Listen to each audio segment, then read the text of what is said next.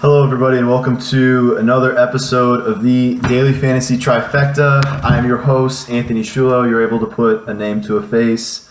I did not do my intro music. I did not think that was the best strategy for the video. I just wanted to switch it up a little bit. I think it would have been a little bit weird. But yeah, here to talk to you guys, making my video debut. Talk to you guys about the same type of thing that I was talking about, DFS, NBA, UFC, and NFL.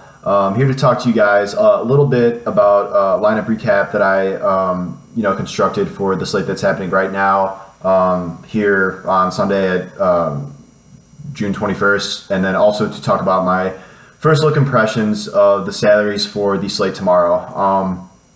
So yeah, let's just talk about real quickly the lineup that I had and why I kind of came onto those plays. So currently right now my lineup's doing well. I'm glad that I'm able to finally have my bounce back, slate, because like I said before, I was on a bit of a rough stretch, but it's okay. I'm not going to get bummed out about it. I just kind of look at it as a opportunistic type of thing. There's always, a chance for tomorrow, because that's a nice thing about DFS. It's not like season long where the season's over, you can't like just jump back into things with another sport or something like that. So that's what I really like about this.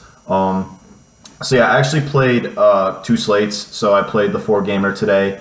That started at 12, and then the Spurs Indiana game is going on right now, but it's the fourth quarter, so it should be over soon.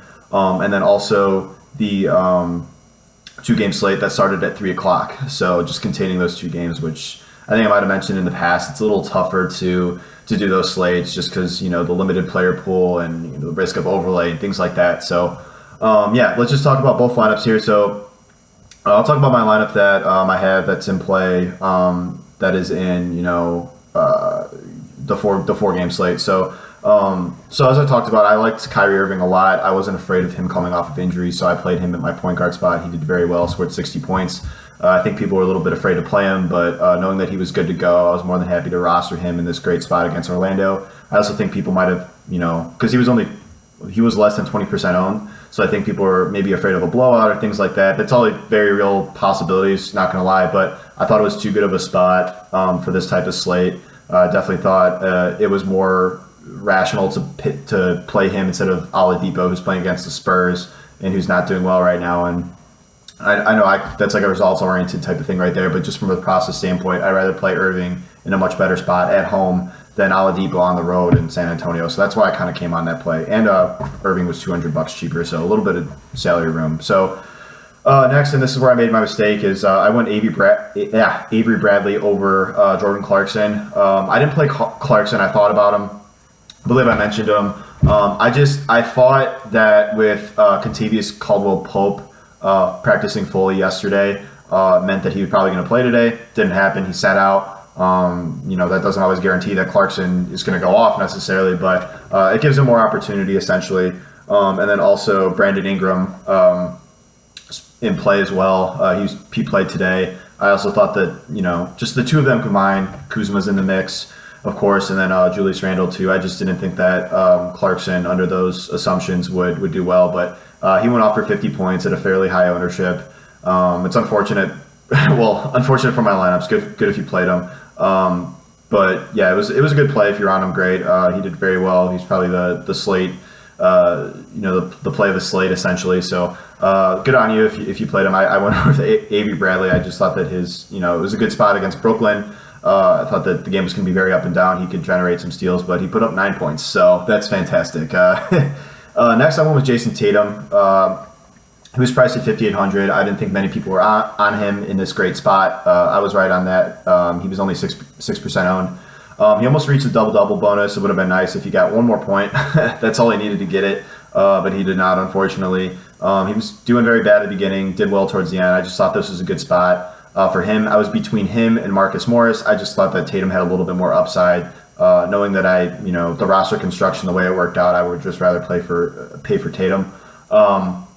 So yeah, he scored 26 points at 5,800. That's not terrible. It's not great either. So it is what it is. I just thought he was in a good spot, so I thought, why not? Next, power forward, guy still playing right now, is Pau Gasol. A play that I thought more people are going to be on. I don't know why people didn't play Gasol as much. I've mentioned in the past that Indiana is not the best defensive team. I think that they kind of get a better reputation at defense than they really are. And Gasol, he's playing without Rudy Gay, without Kawhi Leonard, so that should automatically mean that he gets a usage boost. So I thought it was a sharp play there. Played him. He's doing very, very well. 38 points at 6,700. That's what I'm looking for in tournaments. That's great. I think they took him out with a few minutes left, but I don't know if he's back in there to play. Hopefully he does well. And then at center, I was a little torn on this. I was either between Porzingis and Kanter. I went with Kanter, and it wasn't necessarily that I thought like Porzingis would do bad. I thought it was a good spot on paper, but I just thought that Kanter, his upside wasn't necessarily that much lower price per dollar wise than Porzingis's was in the particular matchup. They're both playing the Lakers. And I also thought that Porzingis would be much more popular. So willing to save a couple $1,000 salary-wise on a player, knowing that they're going to be lesser owned in a very similar position. I thought Kanter was a sharp play.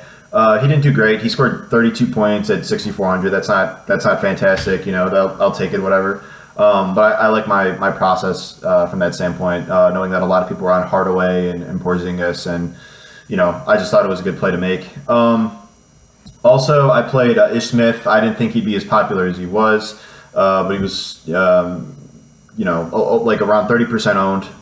Scored 22 points at 6K. That's not good. If I would have, thought about it a little harder, knowing that there's like positional scarcity, I should have probably assumed that he'd have elevated ownership. And Ish Smith at a high ownership is just not the type of play that I would normally make. So. It is what it is. He didn't do great, but it's all right. Two more plays. So I went with Kyle Anderson, a play that I think was a very sharp play, and others were on it as well. So, like I said, no Rudy Gay, no Kawhi Leonard. Anderson's going to see all of the small forward minutes, essentially. And then Anderson's one of those players that I mentioned before. He's got those peripheral stat potential. He could get steals. He could get blocks, rebounds. He's just a very active player. So he's doing well. He's 6x his salary, 32 points right now, and I guess counting if he's still in there at 5K. So that's great. That's what we're looking for in tournaments. Lastly, I played Bismack Biyombo.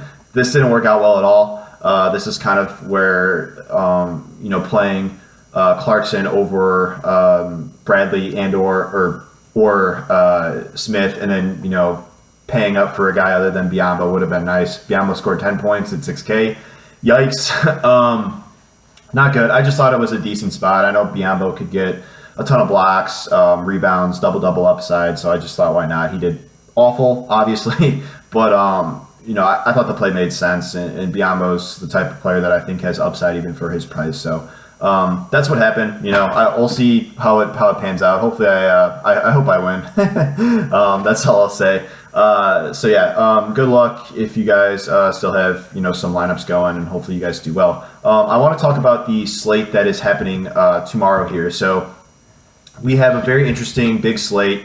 I'm going to go game by game. I think that's probably the best way to break this slate down. I was just thinking position by position. It's a little wonky to do it that way on this particular slate. I just had it playing out in my head that way. Let's just dive right in. So tomorrow, the NBA slate, this is my thoughts as of right now. Obviously, they could change. Like I said on my earlier pods, injuries are so important. Pay attention to injury news. Just pay attention to the NBA news in general, because that's so impactful to the slate. It has a lot more merit than what I say now. I mean, these are my impressions, but I think at this particular moment, an injury to a key player, just a key situation, coaches switching up the rotations, that's very impactful to the slate. It could change a lot. So keep that in mind. Let's just go right into it. So the first game, we got Sacramento taking on Charlotte. This game in a nutshell, I don't love a lot. I'll just say that. Charlotte, this is a tough spot for them because they are at home. Sacramento does play bad defense, but they also play very, very slow. Like I alluded to before, like I said before explicitly, we want to target fantasy games that have high upside, games that are played at a fast pace. We don't really want to target teams that are playing teams that play slow. So I don't really have much interest in Charlotte. If I were to play one guy on Charlotte, it'd be Nick Batum. We saw him do well against that tough spot against Miami last game. I think Batum is a good player, an underrated player. This is potentially a buy low spot on him. I'm not in love with the play, but if you're asking me to play one guy on Charlotte, it's Batum. I just think the other guys are priced about right for the particular matchup, and I probably just like Batum the most.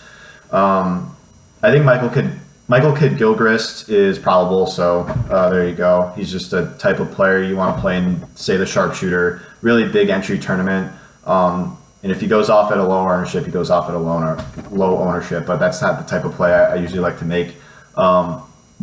He's a much better player that you want playing for your team if you're coaching rather than a DFS player. But Kidd-Gilchrist is a solid player for sure. So then swinging it onto the Sacramento side of the ball, I actually really like this spot for De'Aaron Fox. I know that before I thought his usage was just not a fluke, but I don't know, I was a little worried about it. But I think that the usage is there. The Kings came out and said explicitly that they are trying to alternate resting their veterans. So guys like Randolph, George Hill, players that are older, not the younger guys like Fox, Cauley Stein. So I definitely think Fox is in play. He's done bad the past few games, but those were in tough spots. You know, Utah, Oklahoma City, those are very tough defensive teams. So I don't think you could hold that against him. I think this is a buy low spot on him. I definitely think he could 6x that 5K salary that he has in this particular matchup. I don't think Charlotte's defense is anything to be afraid of. So he's probably my favorite play on Sacramento. I also... my second favorite play is probably Cauley Stein. I think that his usage is high. I prefer him more if we find out, and we might not find this out. Or no, we might. I'm used to Sacramento playing late, but if we find out that, say, Randolph is sitting out, I think Cauley Stein makes for a stronger play. But I definitely probably like him second to De'Aaron Fox. And then also Buddy Hield, I guess, is in play. He's the type of guy you kind of just hope that he has like a hot shooting night. But he's not... If you're making multiple lineups, say like 20, I think you could throw Buddy Hield in one. He's not a guy if you're making one lineup to play. And then also, I feel the same way about Skal Labissiere. If Randolph is ruled out, I think he's in play. Again, a multiple lineup type of play. Sacramento is just a very tough team to figure out, but I think that the safest option is definitely De'Aaron Fox. So that's what I'll say for that game. Not the most intriguing game on the slate, but there you go. So next game we have Utah versus Atlanta. Interesting game here. I think that this is another game we really need to pay attention to the injury news. So I was shocked that Rudy Gobert played last game and played as many minutes as he did. He played 28 minutes. If we get word again, and we have to be 100% sure because we don't want to just put him in a lineup and there's risk that he might not play. I don't want to run a lineup out knowing that there's a chance that the guy might not play. But I definitely think Rudy Gobert is in play for that 7K price tag. If we get word that his minutes are around 30, then I think that's great. I think he has the upside, double-double, blocks, steals. So I definitely think he's squarely in play, 100%. And yeah, if we find out Gobert is out, on the other hand, I think Favors is squarely in play, 5,600. I think that's a great price if Gobert is out. And then I think my favorite play, if say all these guys are in, I think my favorite play is probably actually Ricky Rubio. That sounds crazy to say, but he's near 6x his salary consistently over the past couple of games here. So at 5'2", I think he is. I think he's definitely in play against Atlanta. I don't think Atlanta's a pretty bad defensive team. This is a pace-up spot for Utah.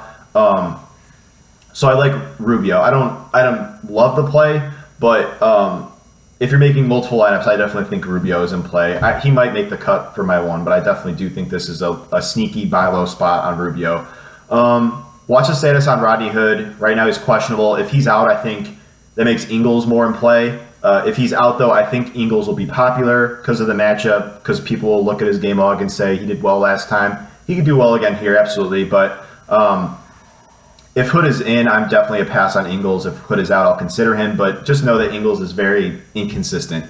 And then I think Donovan Mitchell's priced right. I think that there's not a lot of upside for his price tag, so I'll probably pass on him. If Gobert's out, maybe play him. If Gobert, I would only probably consider Mitchell if Gobert and Hood are out. That'd probably mean more shot attempts for him. But for now, I'm going to probably pass. And then on the Atlanta side, I'm probably going to fade everybody just because this is a very tough spot. Like I said, Utah's a very slow-paced team. And then now that Gobert is back, they're a very tough defensive team too. Gobert is one of the best defenders in the league, if not the best. So yeah, this isn't a team you like to attack. If I were to play one guy, you're asking me to play one guy in Atlanta, it'd probably be Dwayne Dedmon.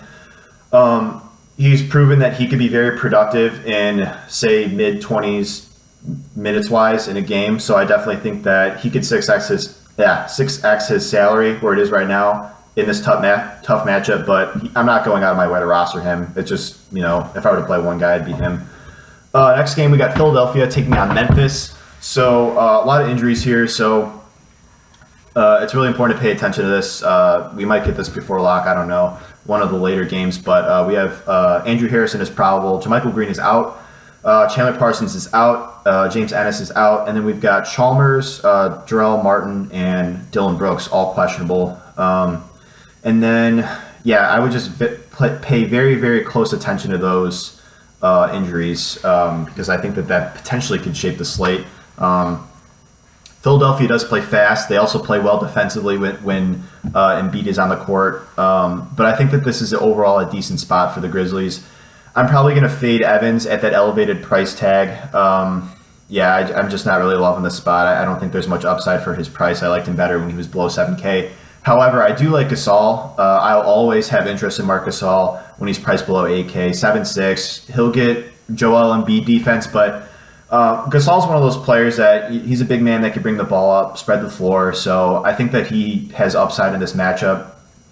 And then a guy that I expect to be very popular if the injuries, if we find out that some of these other players are maybe ruled out, is Wayne Selden Jr.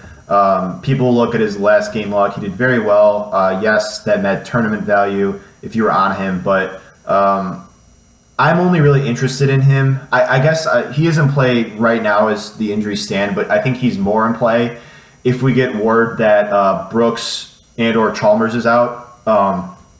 He took 16 shot attempts last game. I mean, for his cheap price tag, I think that, I think it's kind of like not that the best play to fade him. But just note that that's like a one game thing that he did. We haven't really seen that upside out of him consistently. He is new to the team. So who knows? I definitely do have interest in him, though, if Brooks and or Chalmers is out. He's in play as it stands right now, but I'm not really going out of my way to roster him. And then, Philadelphia, I'm probably going to fade them. Memphis, tough defensive team, slow pace. And I think everybody on Philadelphia is priced about right. Maybe if I were to play one guy, it'd be Covington. Covington, played like his normal self. He played well last game, so he could, I guess, theoretically do well in this spot. If you're asking me, I don't love a whole lot on Philadelphia's side of the ball. I really don't. We could play them in a different matchup going forward, but this particular spot, just a pass. Then we got Miami taking on Houston, so interesting game here. So we've got Waiters, Magruder, and White are all out. And then we've got Tyler Johnson and Goran Dragic are both questionable. This is fairly simple. So if we get news that Tyler Johnson and Dragic are out, I think we could play Ellington again. Ellington got the ball handling responsibilities last time. I think we could also consider Richardson. I prefer Ellington for the cheaper price. But yeah, I don't think we could consider Ellington unless both guys are out. They're both questionable right now. If Tyler Johnson plays and we find out that he's not on any restrictions and Dragic is out, then I think we could consider Johnson definitely. And then I don't know about if Dragic is out and then Dragic is in and Johnson is out. I think that Dragic is kind of priced about right, and he's been kind of inconsistent lately. It was nice when we were on him, or if you played him a few weeks ago when he was on a hot streak. But now it's kind of, I don't know. He might be dealing with an injury. He's obviously dealing with an injury, but there might have been one lingering previously. Who knows? So I'm probably going to pass on him. What else? So then if the injuries are as stand, or even it'd probably even be a more usage bump for these two guys I'm about to mention if they're out. But So I definitely like Hassan Whiteside and James Johnson in this spot, even if Dragic and Johnson are in. I just think that their prices are a little too cheap for their upside. James Johnson, I wasn't afraid to go back to him last time. I believe it was against Milwaukee or Charlotte. Yeah, Charlotte. And look, he's got like the peripheral stat upside. He can get steals, blocks, rebounds. He's a pretty high usage guy. So I don't mind going to James Johnson. This is a pace up spot against a team that doesn't play the best defense. So I think James Johnson is in play. And I also think Hassan Whiteside's in play. His price is not super high either, under 8K. So yeah, I definitely think we could consider the both of them. These next group of guys I'm about to mention, I only am considering them if we get news that Johnson and Dragic is out. If they're out, that means that the Heat roster is going to be a lot more condensed. So I'm going to butcher this name, I know already, but Kelly Olynyk I think is in play. He was productive the last game when these injuries happened. Just note that he was productive in a shorter amount of minutes than Johnson and Whiteside was. That's why I prefer them over him. More minutes with consistent production. And then Bam Adebayo, I think I'm pronouncing that right, Bam Adebayo. He did well last game too. He's a very productive guy when he gets the minutes. So I think we could consider him if Dragic and Johnson are out. So other than that, I'm not really loving a whole lot on the Heat side of the ball. Even though I mentioned like literally half the team. And then on Houston, I think this is just a bad spot. Miami's a very tough defensive team, plays slow. But if you're forcing me to play one or two guys on Houston's side of the ball, I definitely think we could look towards Capella. Capella's priced under 7K.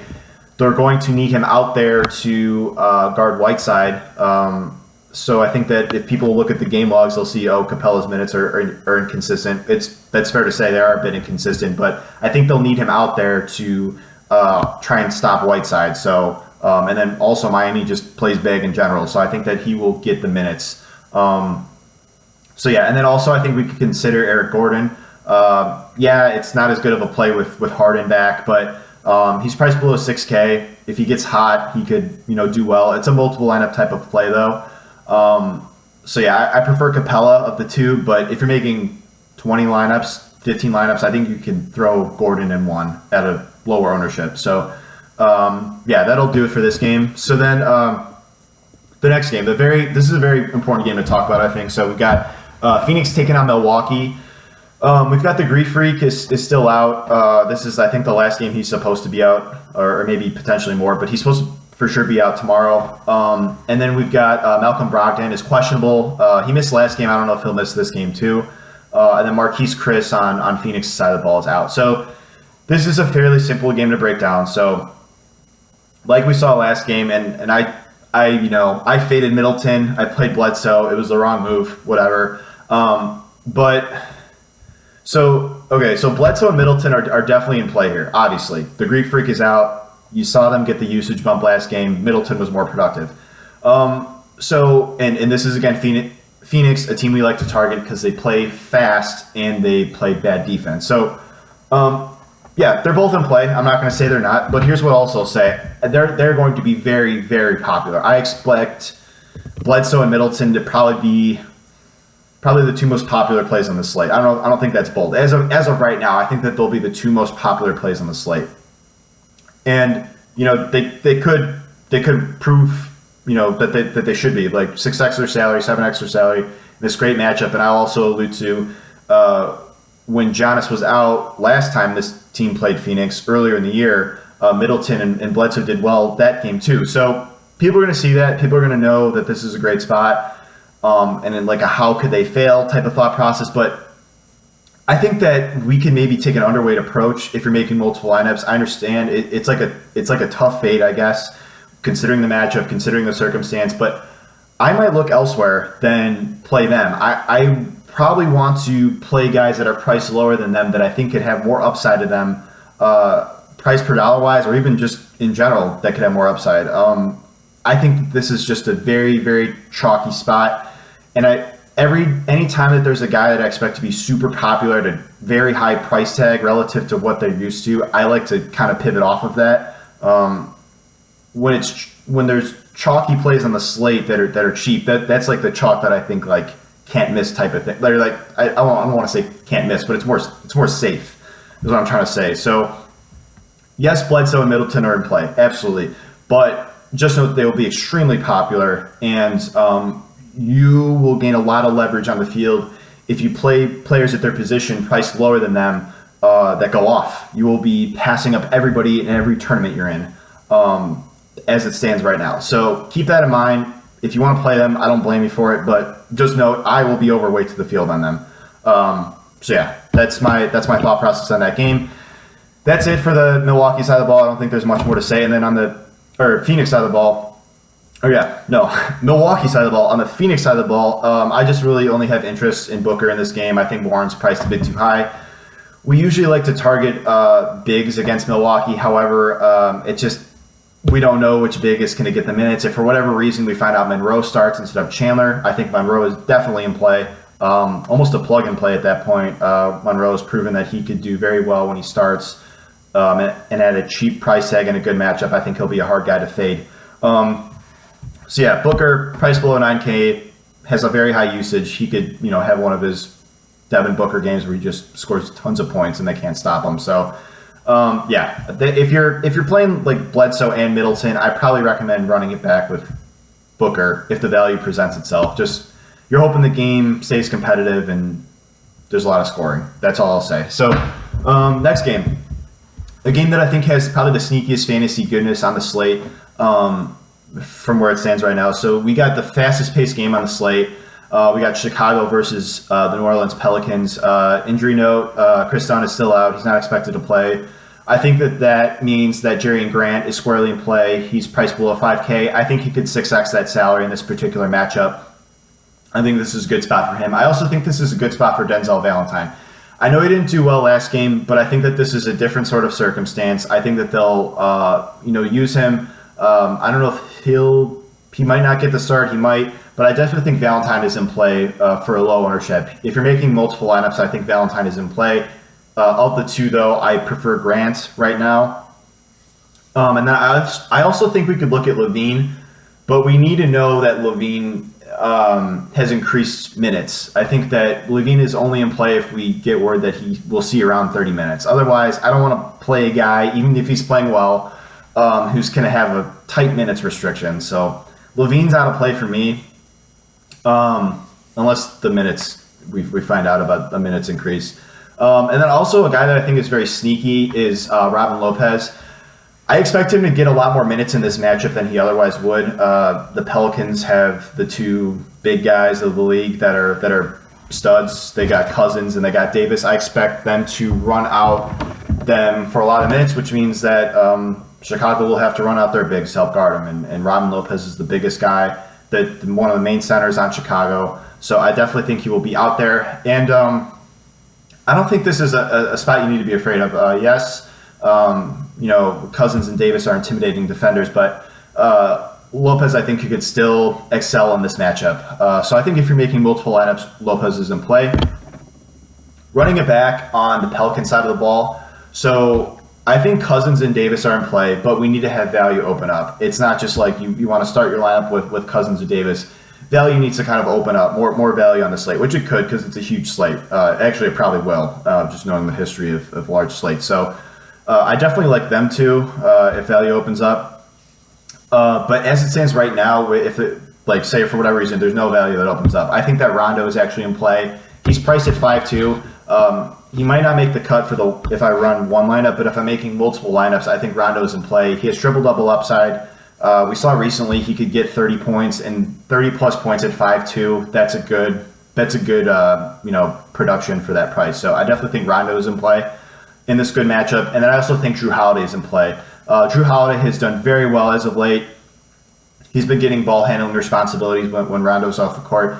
And like I said, this is a good matchup. He is priced up a bit, but I think rightfully so. I do think that he could still 6X that's elevated price tag. That's why I'm considering him.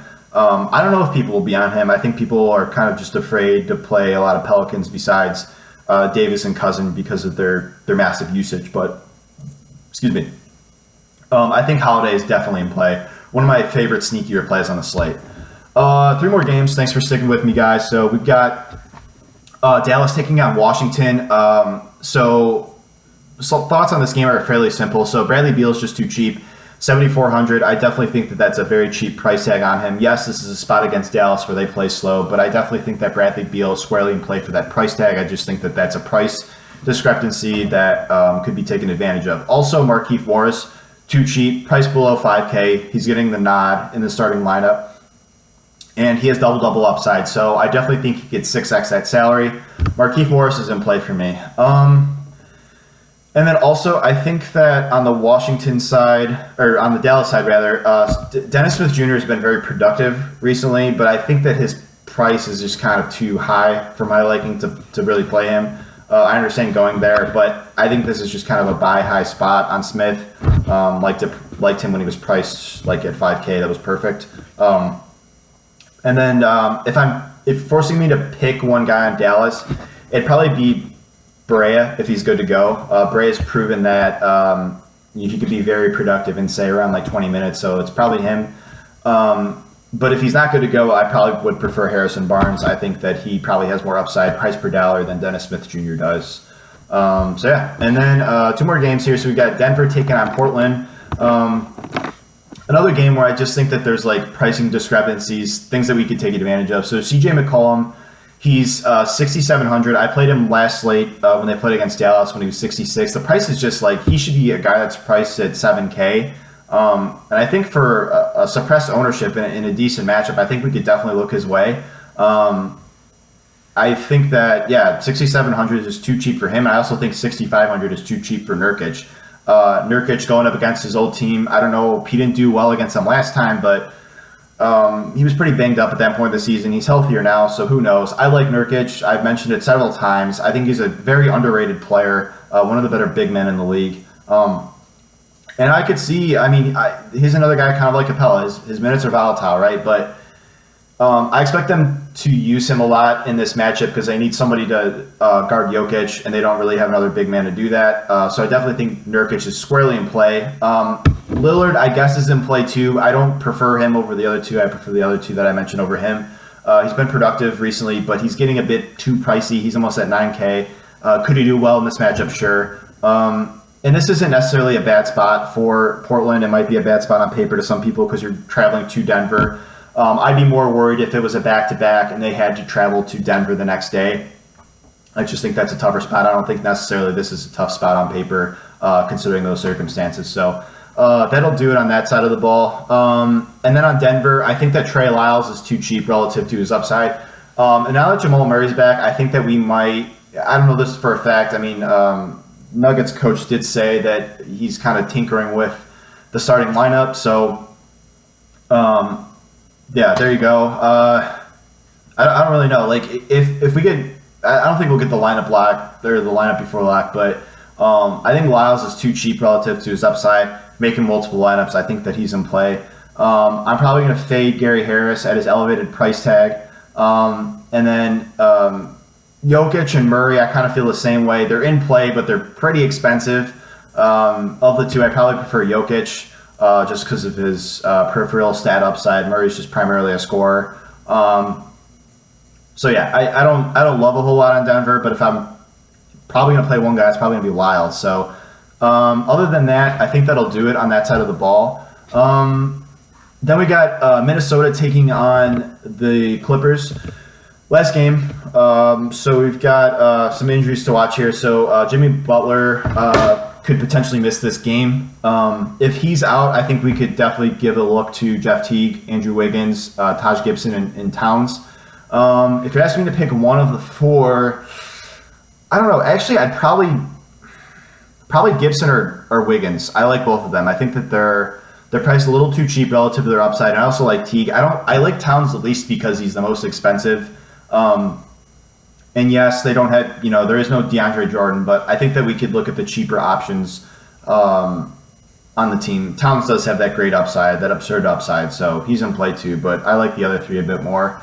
And then on the Clipper side of the ball, we still have all those injuries. So DeAndre Jordan is out, Gallinari, Austin Rivers, CJ Williams, and then Patrick Beverley. So considering those injuries, I definitely think Lou Williams is in play Blake Griffin is in play.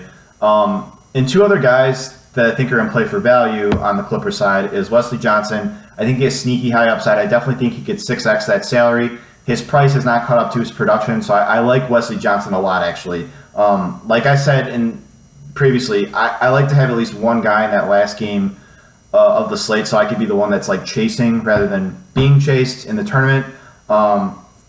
So yeah, I think he's in play, definitely. And then I also like Montrezl Harrell.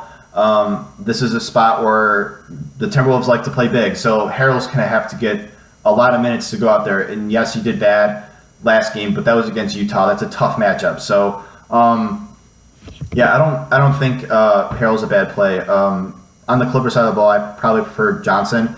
And then if you're asking me to pick between Williams and Griffin, I probably would actually prefer Griffin. I think he'll be less owned, and I think Griffin has a little bit more upside because Williams, although he's been very productive, he's just primarily a scorer. He does do ball handling, but he's not known as he doesn't get a ton of assists. Griffin could get the double-doubles, blocks, things like that. All those, he's more likely for peripheral stats. So for a lower ownership and potentially more upside, I like Griffin of the two, but I think Williams is in play as well. And yeah, I think that'll actually do it on my thoughts for this particular slate. In terms of going forward, I think I'll mix it up with the video, the audio. Yeah, I like doing it this way. It's always nice to put a name to a face. So yeah, I think that'll do it on this episode of the Daily Fantasy Trifecta. Thank you again for tuning in. And then please give me a follow on Twitter at SHOE_LOW. That's at Shulo. I will try to be back tomorrow. I have to see what my schedule's like. Like I said, I like to roll these out as much as I can. And yeah, that'll do it. I will talk to you guys later. Good luck.